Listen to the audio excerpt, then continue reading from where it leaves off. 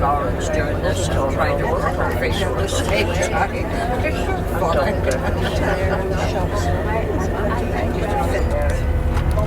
Right, everybody hear me?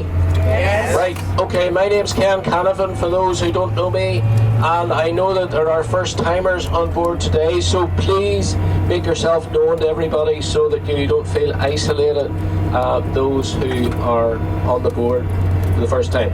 Right, looks like we're going to have a great day weather-wise, that's good, and thank you for the 46 who arrived on time. And anyway, our first stop is Cathy's Tea Rooms in Churchill, and we stopped there for our morning coffee and scones and so on, and that should be a pleasant experience.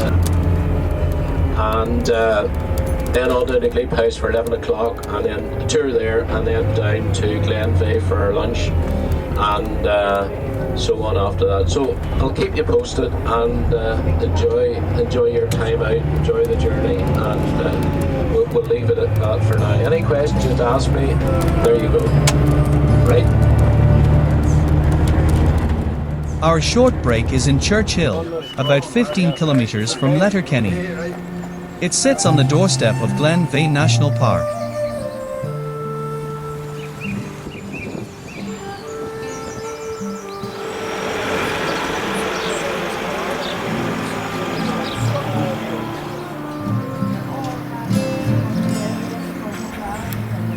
Our particular stop is at Cathy's Tea Rooms, where our hosts, Victor and Michelle, and their friendly bar team made us very welcomed.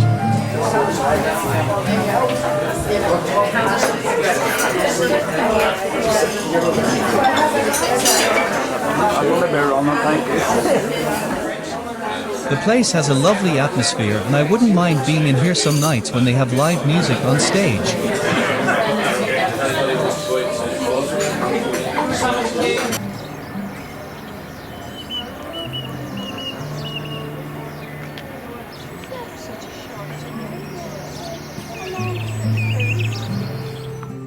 Opposite the restaurant is St. Columba's Church of Ireland Forgotten.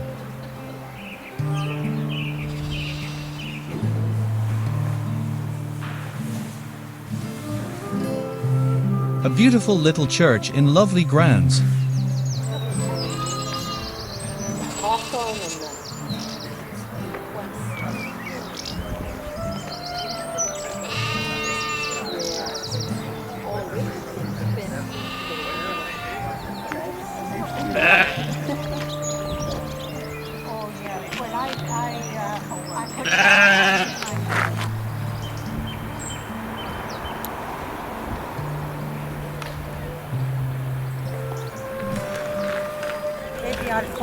But it's time to regroup and move on.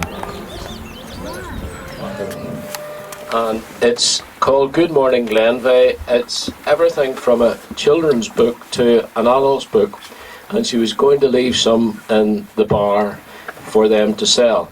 She has 4 copies, and I said, well, maybe you could bring a few more to the bar some other time.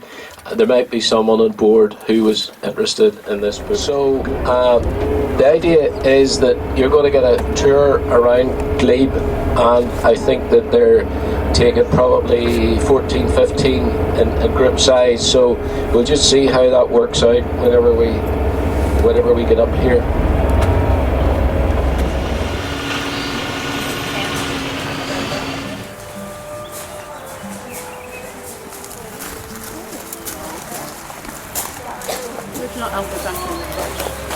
Yeah, you can tell them. There's a nice trail there. So there you go. Right. Grip. There you go. There's 12. Yeah. Right. Wander the garden. Even say 10 minutes. 10 minutes. 10 minutes. Right. Okay. And she ended up opening up as St. Collins Hotel. So from about 8 to 8. Are we going to bring it up there? So in the years that was a hotel. It was land, 25 acres of land. So back in 1951 they actually bought it. Oh, he was some character, wasn't he? Yeah, well, funnily enough, I mean, I was a good mate of Black Shaw's up until he died. We followed Barry McGuigan. Yeah. Boxer Barry. Really? Yeah. Oh, God. He came over to Basil's funeral. And the other one that went to Basil's funeral who had made it, and he didn't know where he was going to make it, was Colin Davison. Right. And he rolled into,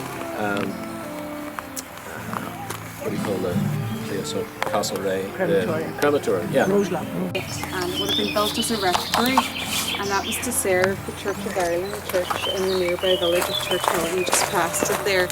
So the rector that lived here at the time, he was called Reverend Montran, and he lived in the house for 50 years, and he had 9 children which would have grown up in the house here as well.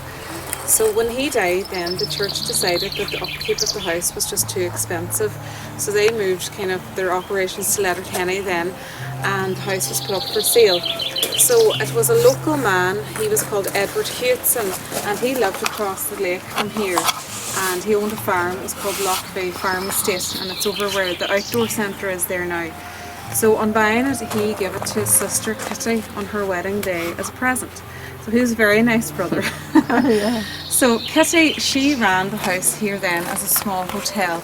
So it was called St Colum's after our local saint here, St Column Kill. And so it was like self-sufficient, so the grounds here would have been working gardens, and a lot of the produce would have came from the farm as well that her brother owned. So when Kitty died then, the house went up for sale again, and it was in 1953 that the artist Derek Hill bought it, and he is said to have bought it for £1,000 at the time.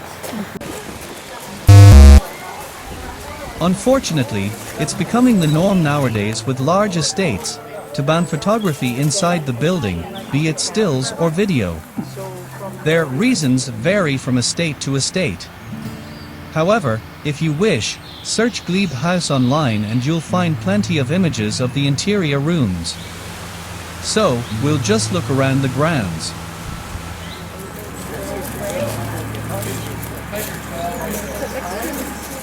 Then I'll put the front foot down, and Right, then the okay. next guy goes. Right, Colin.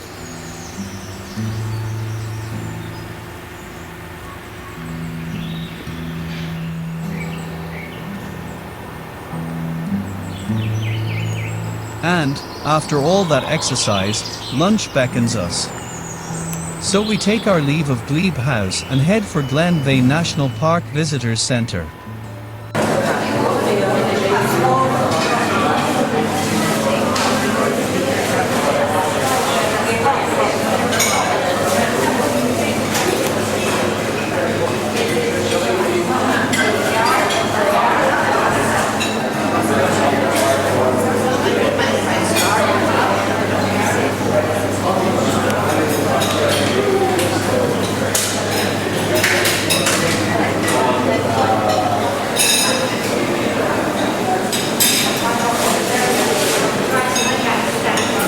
Eventually, after a very tasty meal, we'll drop down to the Glenveigh National Park and Castle, only a few kilometres away.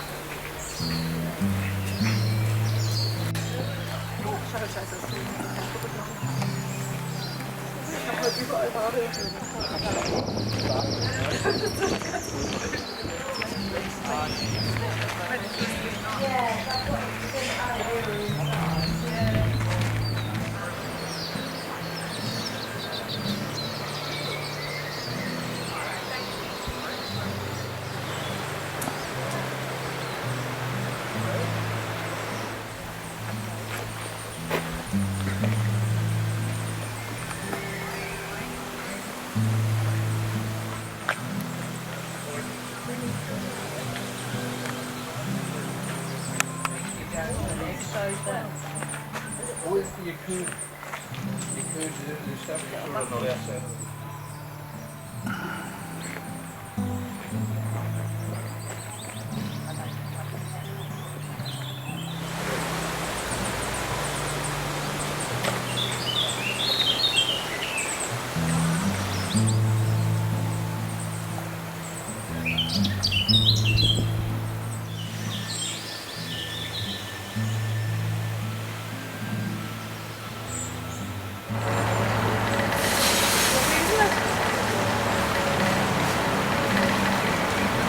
Although entry to the interior castle rooms wasn't included in our itinerary, some of us did take a ticketed walk around inside the castle.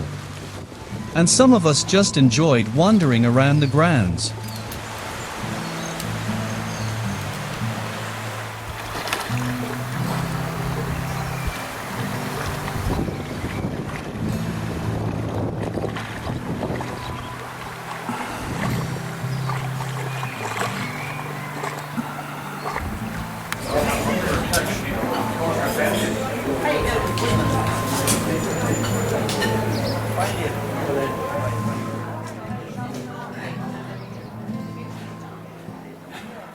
Bend your knee. But, eventually we soon had to make our way back to our waiting coach. A very sincere thanks from all of us is offered to our tour organizer, Ken Canavan. And we'll leave the last words to Ken. So, this is just to thank Paddy for getting us there safely, getting us back safely, for giving us that extra half hour. So it's been a good day. Like everything, the weather plays its part, and it was good today. Even though it was a bit cloudy, it was dry, and that's the main thing. So I hope you all enjoyed yourselves, and until the next time, then we'll wait and see where that brings us to. So a safe onward journey. Make sure you take all your bits and bobs with you, whatever you have above your head and at your feet, and we'll see you soon again. Okay, over and out from me.